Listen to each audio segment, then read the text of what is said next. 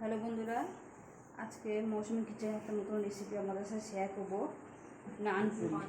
নানপুরি করতে কী কী লাগছে আপনাদের সাথে শেয়ার করবো।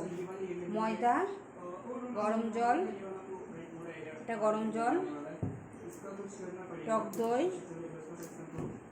সাদা তেল, চিনি, লবণ আর হচ্ছে ইস্ট। এটা আমি বাটির মধ্যে গরম জল নিয়ে নিচ্ছি। এটার মধ্যে গরম জল নিয়েছি, এর মধ্যে চিনি আর লবণটা দিয়ে দিচ্ছি।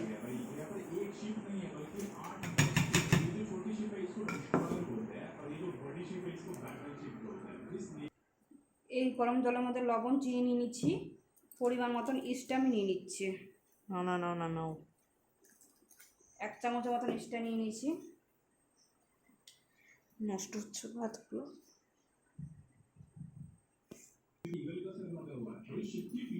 এখন ময়দার মধ্যে ইস্টের জল, চিনি, লবণটা দিয়ে দিচ্ছি আর টক দই পরিমাণ মতন আমি দিয়ে দিচ্ছি।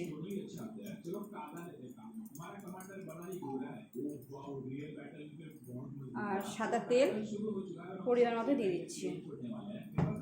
এটাকে ভালো করে মেখে নিতে হবে।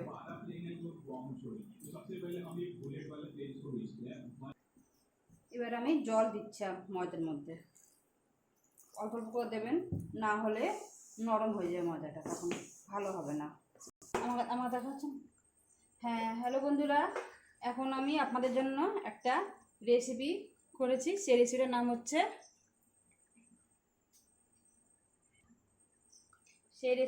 হচ্ছে নানপুরি।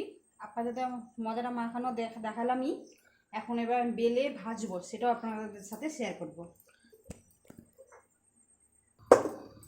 দেখুন, আমি থালার মধ্যেই বেলি নানপুরিগুলো, কত সুন্দর ফুলবে দেখুন। জিনিস থাকা সত্ত্বেও থালায় দেখুন পুরিগুলো কত সুন্দর ফুলে যাচ্ছে। ছুঁড়ে বলো, দেখছেন কত সুন্দর ফুলছে পুরিগুলো। ফুলুক ফুলুক। দেখুন নানপুরি তো, নানপুরিগুলো আমি ভেজে নিলাম। ঠিক আছে, ভাজো ভাজো। দেখুন আমার নানপুরি রেডি।